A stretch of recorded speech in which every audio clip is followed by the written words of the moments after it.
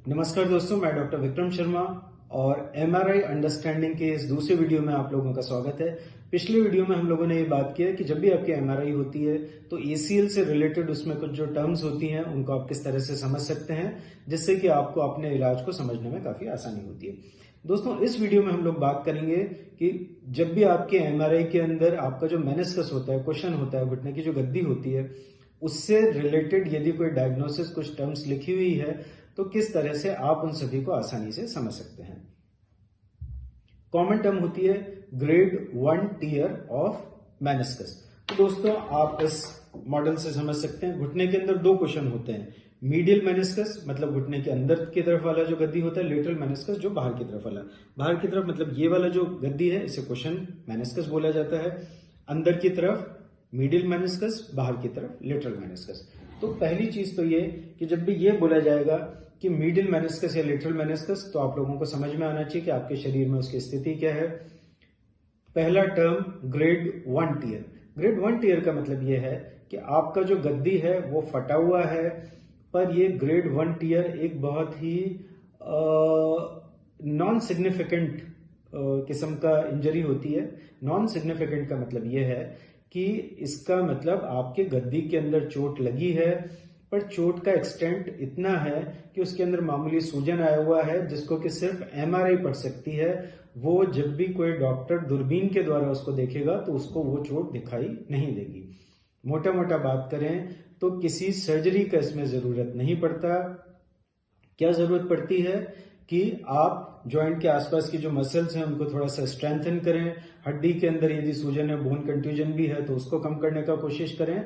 और कई केसेस के अंदर कुछ कोलेजन पेप्टाइड मतलब जो आपकी जोड़ की चिकनाई बढ़ाने की दवाइयां हैं वो ये केसेस में दी जा सकती हैं। पर ग्रेड 1 टियर में मेरी प्रैक्टिस में मैं अधिकतर या लगभग सभी केसेस में कभी भी सर्जरी में जंप नहीं करता हूं, क्योंकि ये सर्जरी का इंडिकेशन नहीं है। अब हम बात करते हैं ग्रेड 2 टियर।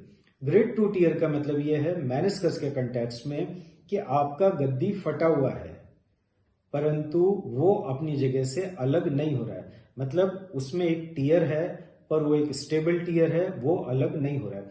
अब दोस्तों, ये जो ग्रेड 2 टियर होता है ये एक ऐसी स्थिति होती है कि इसमें आप नॉन सर्जरी या सर्जरी के बीच में खड़े होते हैं।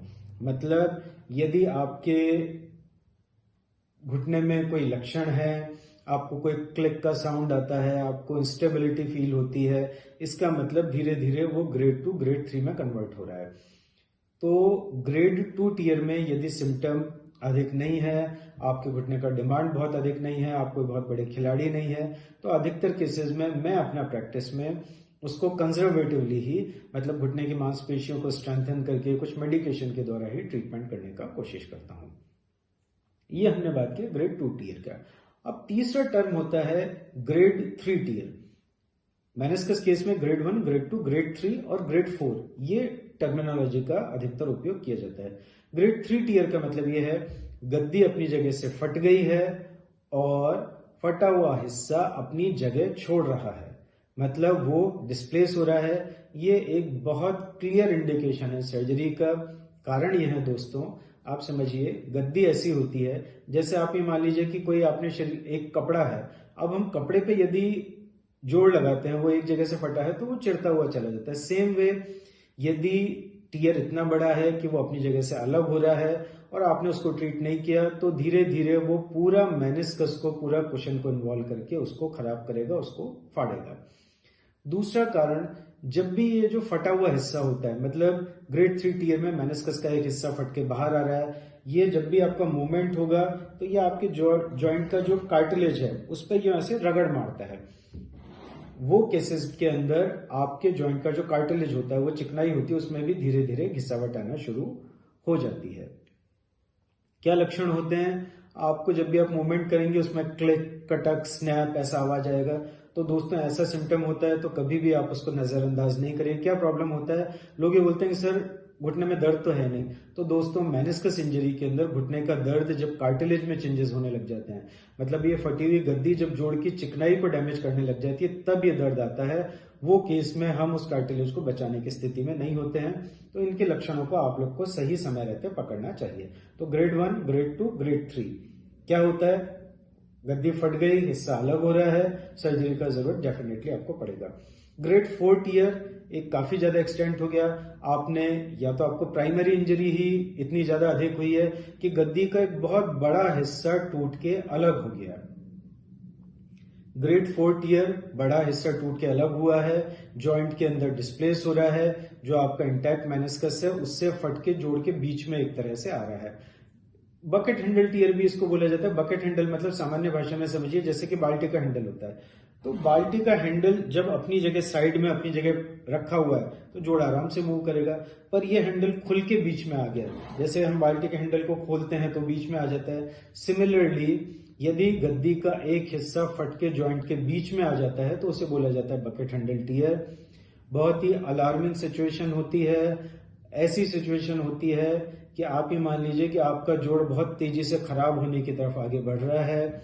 अनफॉर्चुनेटली कितने मरीज ऐसे आते हैं कि सर मूवमेंट कर रहे थे, जोड़ में खटखट का आवाज आ रहा था, हमने तो सोचा ये ऐसा ही है, जोड़ में अटक रहा था सांप, हम झटका देके उसको छुड़ा रहे थे। और इन हरकतों से यंग एज में वो अपने जोड़ को इतना खराब कर लेते हैं कि उसको बचाना भी कई बार मुश्किल हो जाता है, मेनिस्कस को रिपेयर करना काफी मुश्किल हो जाता है। तो बकेट हैंडल टियर गद्दी के टियर की एक एक्सट्रीम कंडीशन होती है। यदि आपने शुरू में उसको नजरअंदाज किया है या शुरुआत में चोट अधिक लगी है, वो केसेस में बकेट हैंडल टियर या ग्रेड 4 टियर हो सकता है। डेफिनेटली ये सर्जरी का इंडिकेशन होता है। अब और कुछ टर्म्स होती हैं, मेनिस्कस में ये लिखा होता है posterior horn, body, anterior horn. सामान्य भाषा के लिए आपको बताता हूं, बहुत ज्यादा मेडिकल टर्म्स में आपको फंसना नहीं चाहिए। पोस्टीरियर हॉर्न मतलब जोड़ के पीछे के हिस्से का ये जो हिस्सा होती है जहां पे ये गद्दी अटैच हो रही है, ये जोड़ के पीछे का हिस्सा, ये आगे का हिस्सा है, इसे बोला जाता है पोस्टीरियर हॉर्न। ये जो जगह है, बॉडी मतलब ये गद्दी का ये वाला जो हिस्सा है जो उसका शरीर है रिमेनिंग, तो ये तो पोस्टीरियर पार्ट हो गया। पोस्टीरियर हॉर्न, बॉडी, और आगे का जो हिस्सा होता है ये, इसे बोला जाता है एंटीरियर हॉर्न। तो आपके मेनिस्कस में अधिकतर जो टियर होते हैं मीडियल मेनिस्कस अंदर की गद्दी में काफी अधिक होते हैं, क्योंकि ये घुटने के अंदर बहुत अच्छे से फिट होती है, तो इसको मूवमेंट का जगह नहीं होता। चोट लगेगी इसमें तुरंत चोट का संभावना होता है। खास तौर से पोस्टीरियर हॉर्न में चोट लगने के काफी ज्यादा चांसेस होते हैं। पोस्टीरियर हॉर्न मतलब पीछे का हिस्सा। तो आपने क्या समझा, जैसे लिखा है पोस्टीरियर हॉर्न ग्रेड 3 टियर, पीछे के हिस्से में टियर हुआ है। ग्रेड 3 मतलब इतना फट गया कि वो अपनी जगह से बाहर आ रहा है, तो आपको सर्जरी का जरूरत है। एक और टर्म होती है मेनिस्कस के संदर्भ में, मेनिस्कस रूट टियर। तो जैसे हमने देखा कि ये जो पोस्टीरियर हॉर्न है उसी तरह से ये जो गद्दी है जुड़ी रहती है, मतलब उसकी जो जड़ है, रूट मतलब जहां पैर की हड्डी में वो एक तरह से बिल्कुल फिक्स है। दो रूट होती हैं, एंटीरियर और पोस्टीरियर। ये वो पॉइंट होते हैं जहां पे गद्दी सबसे मजबूती से जुड़ी रहती है। यदि ये रूट उखड़ जाए तो गद्दी अनस्टेबल हो जाएगी, उसमें मूवमेंट होने लग जाएगा, जोड़ की स्थिरता कंप्रोमाइज हो जाएगी और बहुत तेजी से उसमें घिसावट बढ़ने लगती है।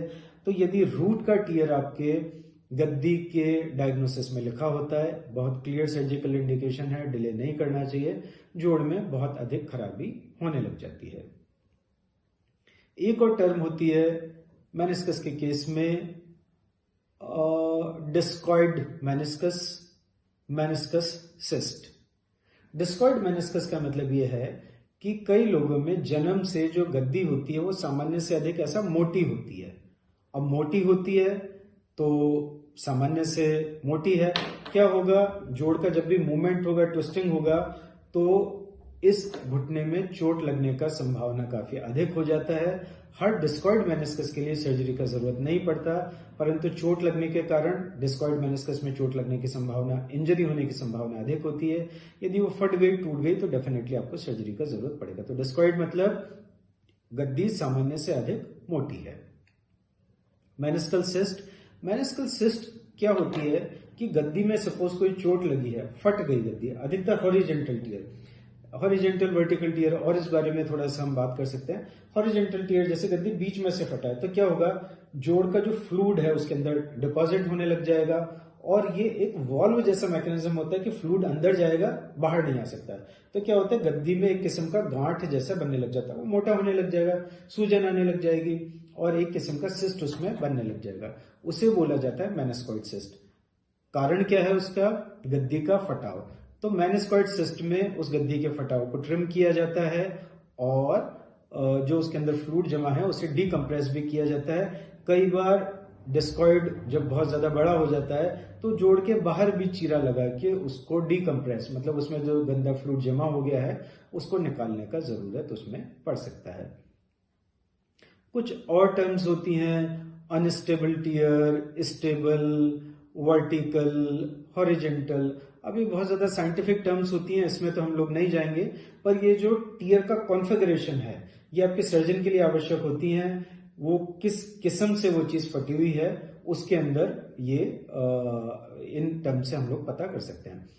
आपके जो सर्जन होते हैं या कई बार आपके रेडियोलॉजिस्ट वो टियर का लोकेशन क्या है ये भी बताने का कोशिश करते हैं कि वो रेड जोन में है या व्हाइट जोन।